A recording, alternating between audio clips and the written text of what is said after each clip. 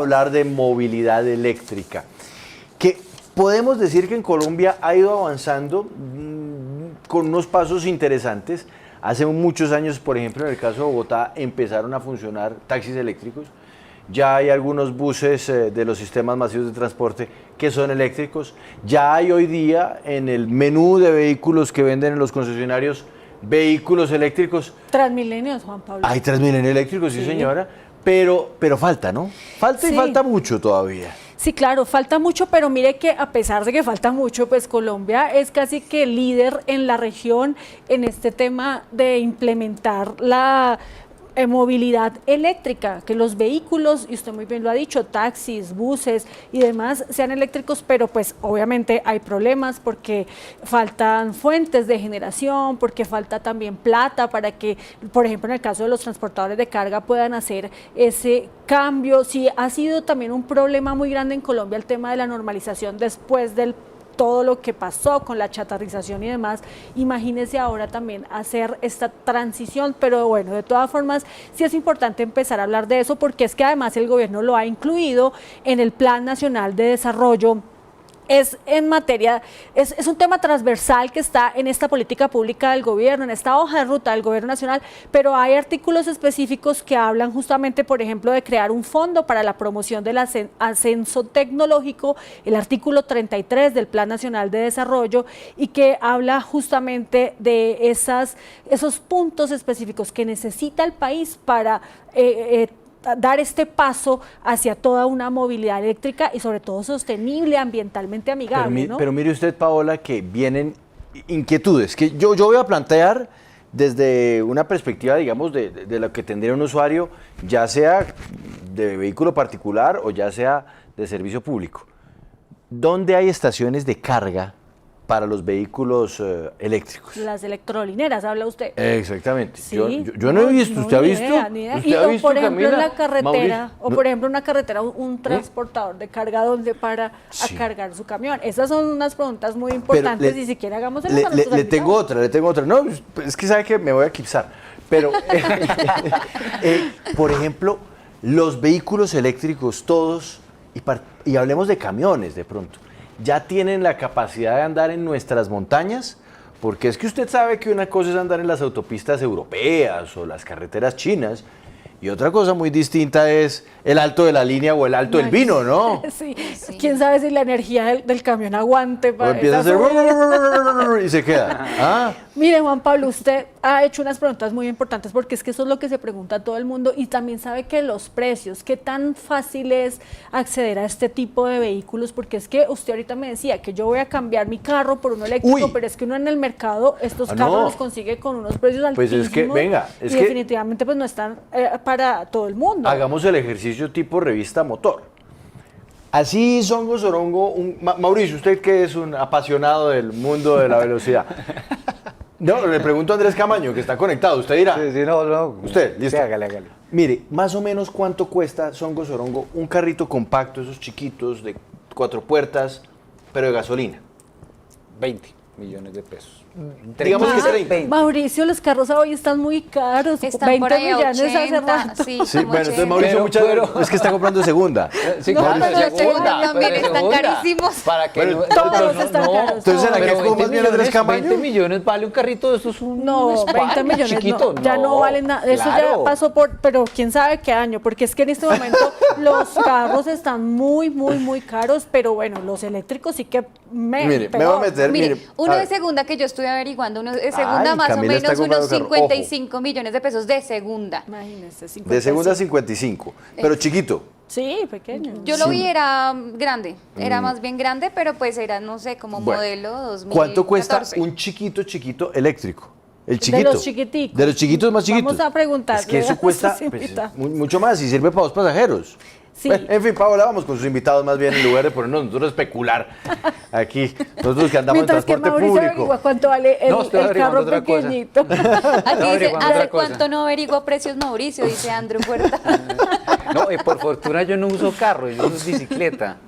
Bueno, el caso de Juan Pablo es que usted también mencionaba que, por ejemplo, en Bogotá ya hay taxis eléctricos y justamente está con nosotros uno de nuestros invitados en este Ay, es buenísimo. tema, es el gerente general de para Colombia de BYD. Usted se monta en esos y hace... Usted siente como en una máquina del futuro.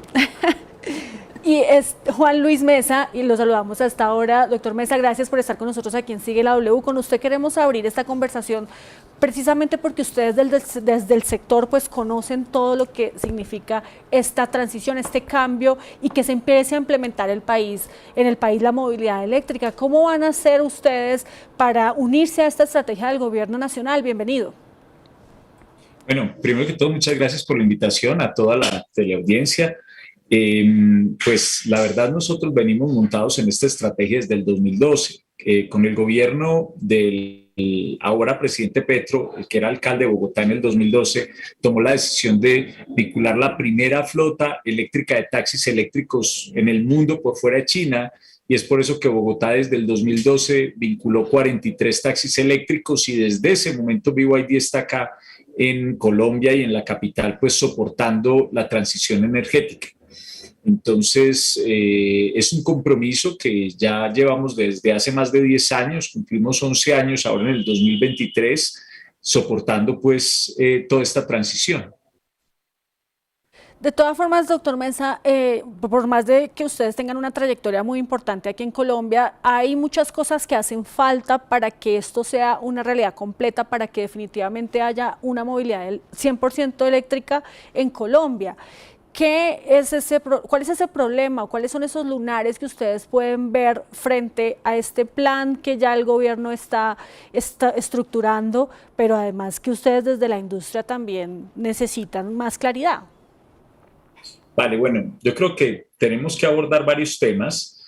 Yo creo que la movilidad eléctrica tiene sus segmentos y sus nichos en donde puede ser muy competitivo. Transporte público urbano, como ya lo hemos demostrado, pues con toda la transición que está haciendo Transmilenio, demuestra que podemos prestar un servicio de muy buena calidad y garantizándole a todos los bogotanos, pues, unos vehículos cero emisiones, mejorando claramente la calidad del aire. Pero claramente es difícil pensar que un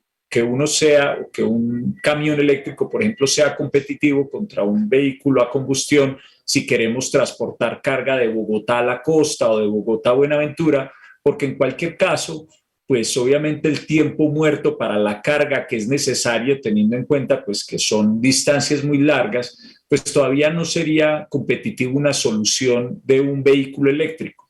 Entonces, digamos que el vehículo eléctrico en todas sus configuraciones, tenemos desde los más livianos hasta tractocamiones que pueden jalar más de 48 toneladas, generalmente deben estar asociados a operaciones que tengan, digamos, necesidades de una autonomía entre carga y carga de aproximadamente 200, máximo 300 kilómetros. Eso es lo que es comercial en este momento para la movilidad eléctrica.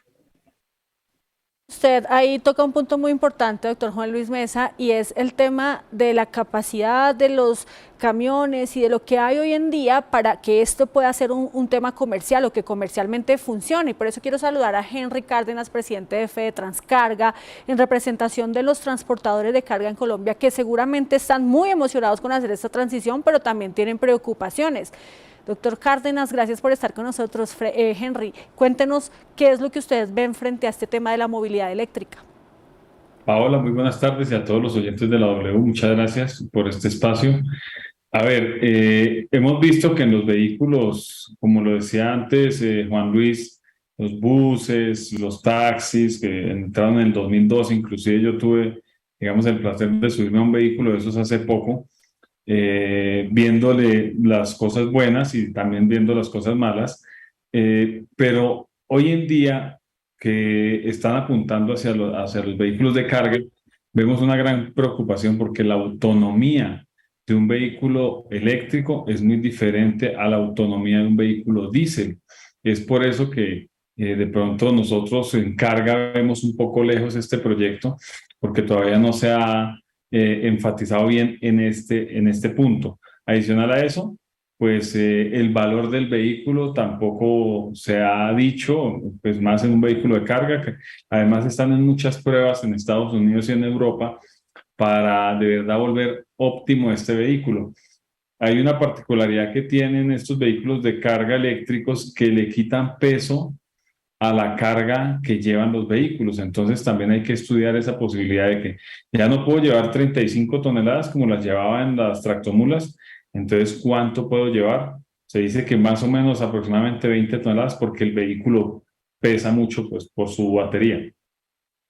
Importante ese punto, ya le vamos a preguntar a Juan Luis Mesa sobre eso, pero antes también saludo a Oliverio García, el presidente de Andemos, porque pues ustedes dos han hablado de un tema muy importante para todas las personas y es el precio, los precios de hacer esta transición, de cambiar a la movilidad eléctrica para un ciudadano de a pie. Doctor Oliverio, ¿cómo le afecta esto? ¿Cómo hacer para que los precios no sean tan altos comparados con unos vehículos de gasolina o de diésel?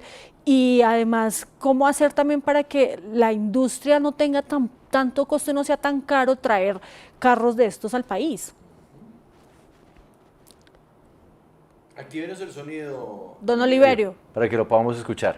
Tienes el micrófono. Listo. Adelante, por buenas favor. tardes, un saludo especial, ¿ya me escuchan?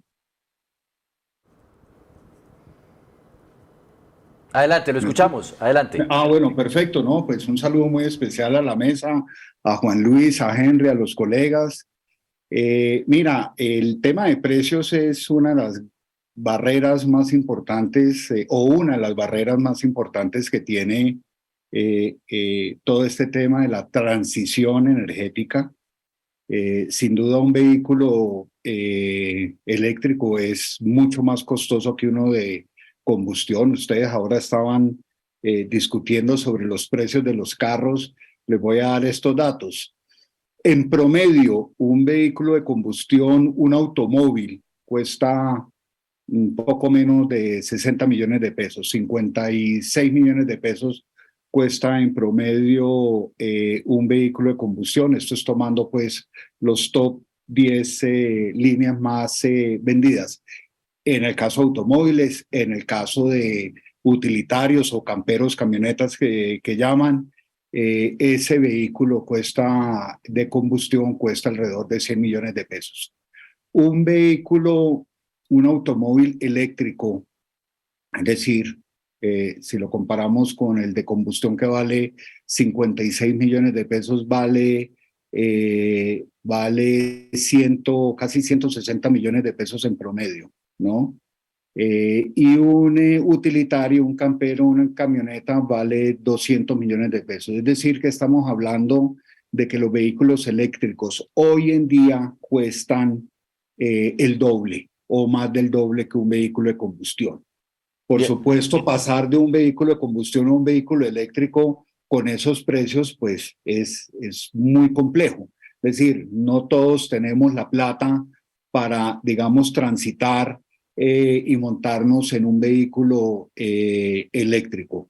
Por eso hay tecnologías intermedias o tecnologías más bien de transición, que es lo que nosotros llamamos, y ahí es donde es muy importante que paralelo, digamos, a las aspiraciones del gobierno nacional de querer moverse hacia los vehículos de cero emisiones, porque seguramente en el caso del gremio que maneja Henry, de los camiones, seguramente no vamos a tener buses eléctricos, camiones eléctricos pesados, sino que se moverán con hidrógeno.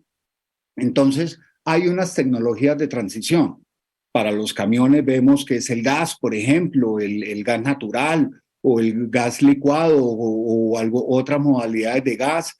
Para los taxis tendremos los híbridos, también lo mismo que los automóviles y los camperos y las camionetas. También tenemos los biocombustibles.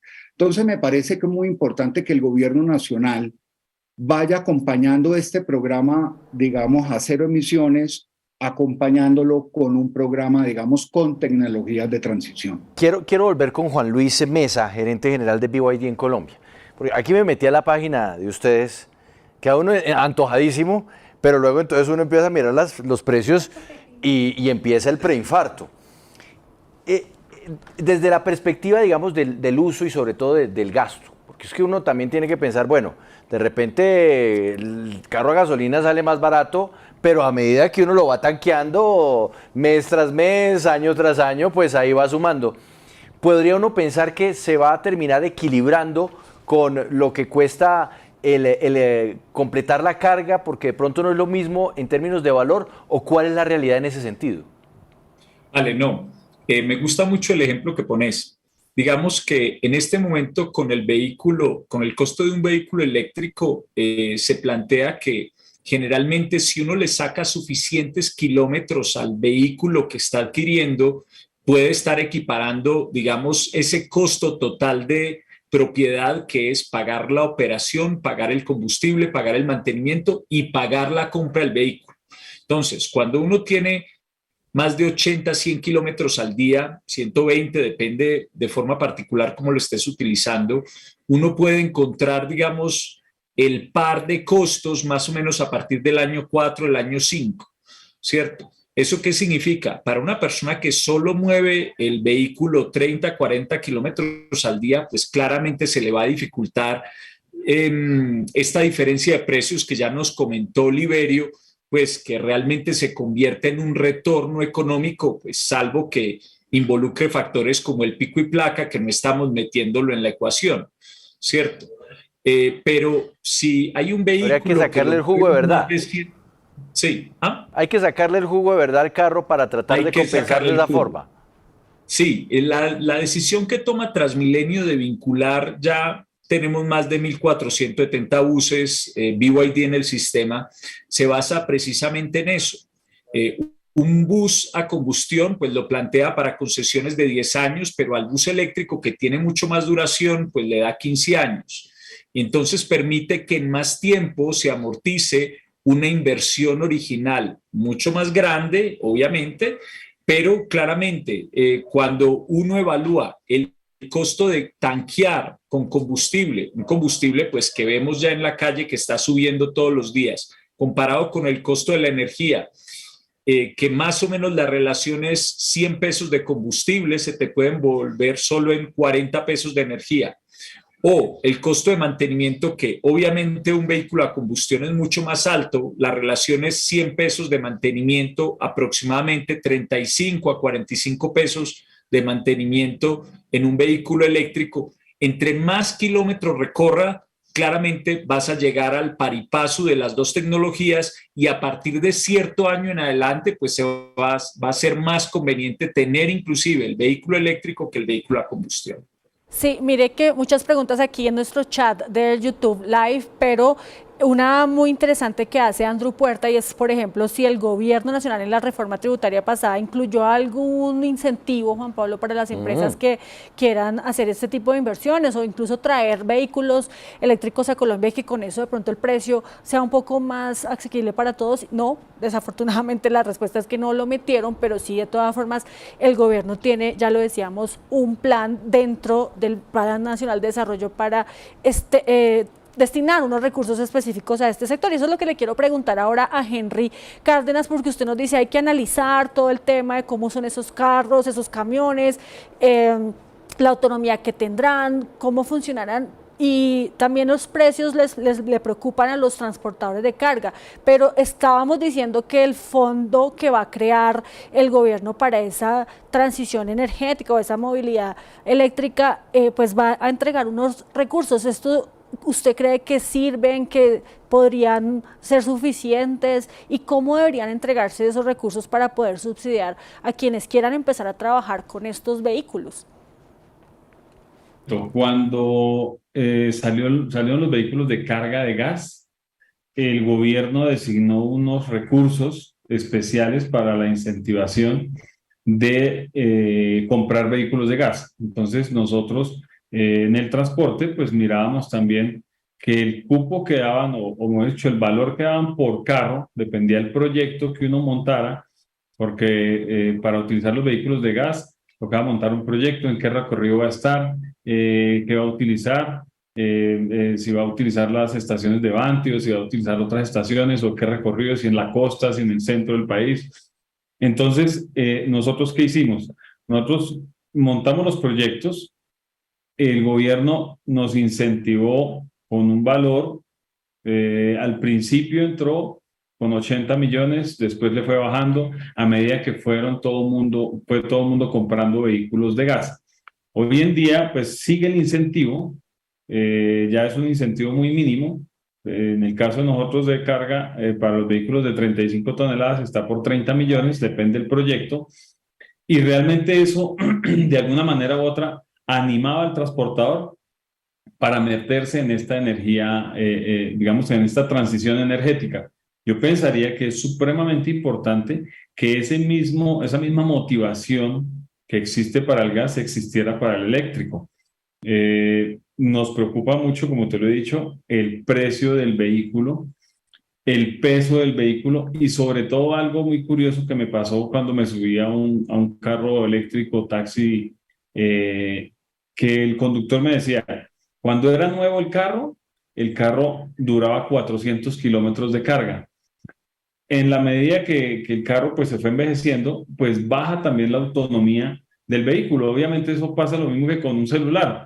Pues cuando uno tiene un celular nuevo, pues le puede durar todo el día o 2 días la pila, pero ya después de que se vuelve de más de 2 años, pues la pila no le dura lo mismo. Entonces, a eso mismo parece que pasa con los vehículos eléctricos y pues más aún preocupante con el tema de los vehículos de carga. Yo de pronto diría que es muy bueno que se siga incentivando el tema eléctrico, pero en los vehículos de carga pensaría que el diésel va a durar muchos años más trabajando con los vehículos de carga.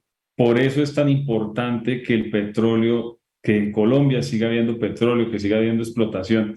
Por eso es importante que en Colombia siga existiendo la explotación de gas para también alimentar esos vehículos de gas. Bueno, y es que usted ha tocado un tema que también es muy importante y le quiero preguntar a don Oliverio García y es precisamente eso, las fuentes.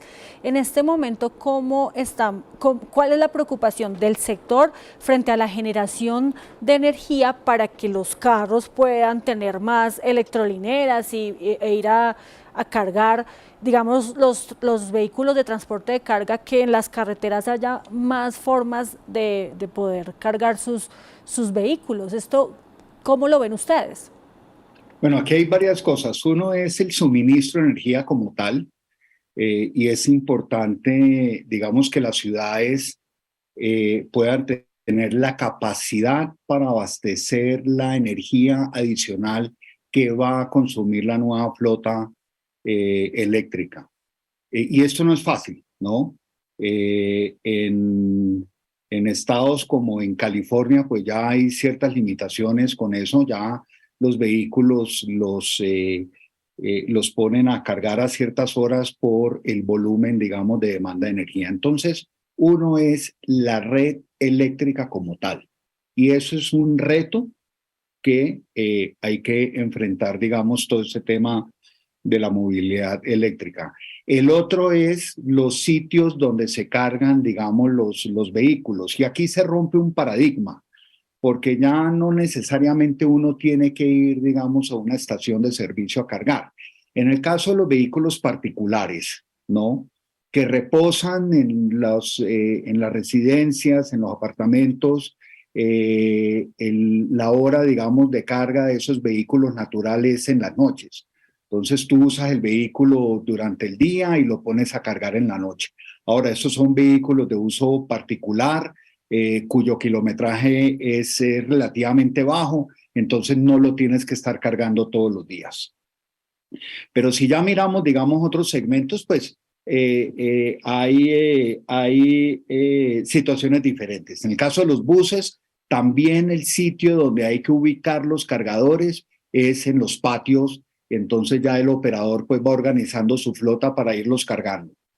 Usted mencionaban las electrolineras. Las electrolineras, digamos, son muy útiles para abastecer, por ejemplo, una flota de taxis o una flota de motos, ¿no? Eso es un segmento muy interesante de electrificar, porque en Colombia el parque dominante son las motos. Entonces, esos segmentos requieren, digamos, de electrolineras. Otro segmento muy importante que necesitan las electrolineras, que no hay y hay que ponerlos, es en las vías nacionales. ¿Para qué? para que el transporte intermunicipal se pueda electrificar, porque hoy en día no se puede electrificar ese segmento.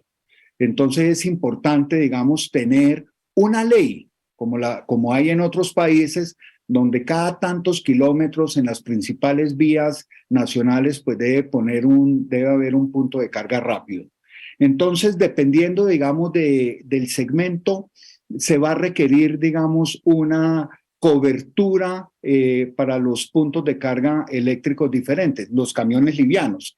Pues esos también seguramente van a ser cargados en las empresas que los están operando y no necesariamente requieren, digamos, de electrolineras. Entonces, aquí hay un cambio de hábitos de la manera de cómo cargamos la energía hoy en día a los vehículos o cómo le echamos gasolina hoy en día a los vehículos. No, y eso es lo importante, don Oliverio García, presidente de Andemos, que todos empecemos a entender pues que el cambio se necesita porque además estamos también pasando por un cambio climático y además porque la política de este gobierno es la transición energética que seguramente se tiene que empezar a implementar desde ya. Y aquí preguntan, por ejemplo, Juan Pablo, que si usted lo carga en su casa, el carro se le sube el recibo de la energía.